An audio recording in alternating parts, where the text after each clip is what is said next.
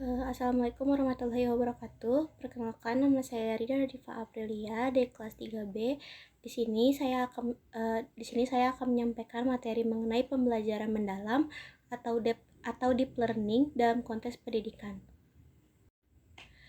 Berdasarkan hasil survei PISA tahun 2022, kemampuan berpikir tingkat tinggi siswa Indonesia masih tergolong rendah.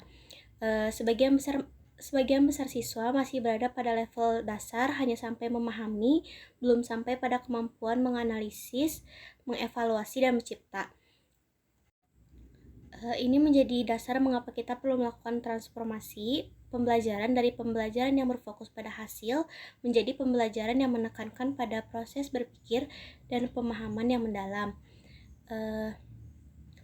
Pendekatan ini membantu guru dan siswa untuk membangun kesadaran belajar, bukan hanya untuk mengejar nilai, namun juga menumbuhkan relevansi dan makna dari setiap pembelajaran, pengembangan kemampuan berpikir tingkat tinggi, serta mengintegrasikan teknologi dan nilai-nilai kemanusiaan dalam proses belajar. Dalam pembelajaran mendalam, peserta didik bukan hanya tahu tapi juga memahami, memakai, dan mampu menerapkan pengetahuan dalam kehidupan nyata. Selanjutnya saya akan menjelaskan materi tentang apa itu pembelajaran mendalam. Pembelajaran mendalam adalah pendekatan pendidikan yang menekankan pada proses menemukan makna, bukan hanya menghafal informasi. Dalam pendekatan ini, peserta didik diajak untuk memahami suatu konsep secara menyeluruh, mengaitkannya dengan pengalaman mereka sendiri, dan mampu mengaplikasikannya dalam kehidupan sehari-hari. Penerapan pembelajaran ini juga menuntut semua pihak seperti guru, siswa, dan lingkungan belajar untuk saling menghargai, saling menghormati, dan menumbuhkan nilai-nilai kemanusiaan. Ada 4 dimensi utama dalam pembelajaran mendalam, yaitu 1. Olah pikir, 2. Olah hati, yang ketiga olah rasa, yang keempat olahraga.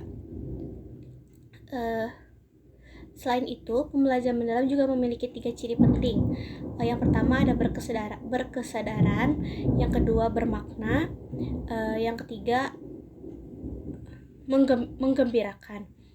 Dengan menerapkan ketiga ciri ini, pembelajaran tidak hanya mencerdaskan, tetapi juga membangun manusia yang utuh, cerdas secara intelektual, emosional, sosial, dan spiritual. Lalu selanjutnya materi yang akan dibahas yaitu oleh teman saya, Sapriliani. Saya Sapriliani. Di sini saya akan menjelaskan bagian 3 kerangka pembelajaran mendalam. Pembelajaran mendalam punya 4 komponen utama. Pertama, dimensi profil lulusan yang mencakup 8 aspek penting, yaitu keimanan, kewarganegaraan, berpikir kritis, kreativitas, kolaborasi, kemandirian, kesehatan, dan komunikasi. Tujuannya agar siswa tumbuh jadi pribadi yang utuh dan siap menghadapi masa depan.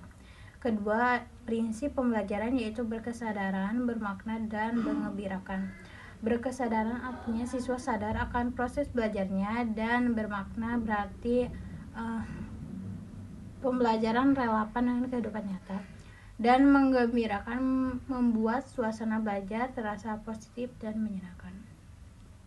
Lalu ketiga, pengalaman belajar yang terdiri dari memahami, mengaplikasi, dan merefleksi. Siswa membangun pengetahuan dasar, menerapkannya dalam kehidupan nyata, lalu menilai kembali proses belajarnya.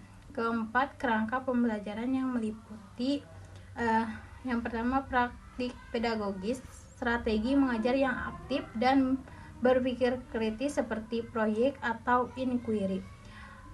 Kedua, ada kemitraan pembelajaran, kerjasama antara guru, siswa, orang tua, dan masyarakat. Ketiga, lingkungan pembelajaran, yaitu perpaduan ruang fisik dan virtual yang nyaman dan kreatif. Keempat, ada pemanfaatan digital, teknologi untuk membuat pembelajaran yang lebih interaktif dan efisien. Dalam pembelajaran mendalam, guru berperan sebagai aktivator, kolaborator, dan mengembang budaya belajar yang mendorong siswa lebih aktif dan kreatif. Kemudian ada bagian 4, implementasi pembelajaran mendalam. Pelaksanaan pembelajaran mendalam dilakukan melalui 3 tahap utama: perencanaan, pelaksanaan, dan asesmen. Pada tahap perencanaan, guru menganalisis karakter siswa, menentukan tujuan dan profil lulusan yang ingin dicapai, serta menyampaikan strategi pembelajaran yang sesuai dengan konteks dan teknologi. Tahap pelaksanaan menerapkan prinsip berkesadaran, bermakna, dan menggembirakan. Kegiatan belajar dilakukan bertahap, mulai dari memahami materi, mengaplikasikan, hingga merefleksikan hasil belajar. Pembelajaran bisa dikaitkan dengan kehidupan nyata dan lintas bidang ilmu. Tahap terakhir adalah asesmen yang tidak hanya menilai hasil tapi juga proses belajar siswa. Ada 3 jenis asesmen: as learning yaitu refleksi diri, for learning yaitu umpan balik, dan off learning hasil akhir. Contohnya dalam proyek tentang menjaga ekosistem, siswa belajar lewat kegiatan lapangan, bekerja sama dengan komunitas lingkungan, menggunakan teknologi digital, lalu menulis refleksi hasil belajar. Dengan cara ini, mungkin siswa tidak hanya tahu teori, tapi juga memahami dan menerapkan pengetahuannya secara nyata. Sekian dari kami. Mohon maaf bila ada kekurangan. Assalamualaikum warahmatullahi wabarakatuh.